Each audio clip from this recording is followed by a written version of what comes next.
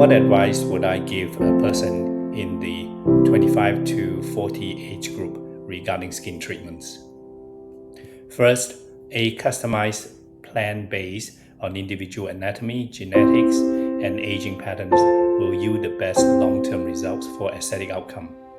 For individuals aged 25 to 40, the focus of aesthetic treatments is primarily on prevention, early correction, and maintenance to slow down aging and enhance natural beauty.